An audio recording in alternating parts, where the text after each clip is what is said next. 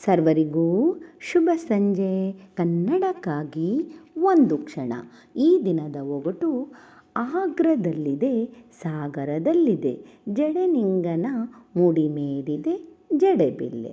ಹಾಗಾದರೆ ನಾನು ಯಾರು? ಸರಳ ಸುಂದರವಾಗಿದೆ, ಎಲ್ಲರೂ ಪ್ರಯತ್ನಿಸಿ. ಬೇಗ ಬೇಗ ಉತ್ತರ ನೀಡಿ.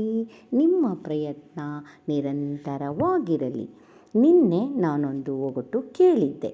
ಹೆಬ್ಬೆಲ್ಸಿನ ಮರ ತಬ್ಬೋಕ್ಕಾಗಲ್ಲ, ನಾಗಬೆತ್ತ ಹಿಡಿಯೋಕ್ಕಾಗಲ್ಲ, ಕೆಂಡ ಸಂಪಿಗೆ ಮುಡಿಯೋಕ್ಕಾಗಲ್ಲ. ಹಾಗಾದರೆ ನಾವುಗಳು ಯಾರು? ಸರಳ ಸುಂದರವಾಗಿತ್ತು.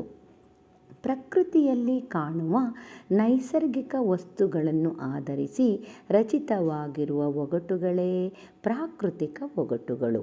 ಅವುಗಳ ಅವಯವ ಶೋಭೆಯನ್ನೇ, ವಿಶಿಷ್ಟ ಜೀವನ ಕ್ರಮವನ್ನೋ ವಿನ್ಯಾಸವನ್ನೋ ಗಮನಿಸಿ ಮನುಷ್ಯ ಪ್ರಪಂಚಕ್ಕೆ ಹೋಲಿಸಿಯೋ ಹೋಲಿಸದೆಯೋ ಅವುಗಳ ಸುತ್ತ ಮಾತಿನ ಮೋಹಕ ಮಂಟಪ ಕಟ್ಟಿ ನಮ್ಮ ಕುತೂಹಲವನ್ನು ಕವಲೊಡೆಸಿ ನವೀನ ರೀತಿಯ ಸೌಂದರ್ಯ ಪಥವನ್ನು ನಮ್ಮೆದುರು ತೆರೆಯುತ್ತಾ ಹೋಗುತ್ತದೆ ಈ ಪ್ರಾಕೃತಿಕ ಒಗಟುಗಳು.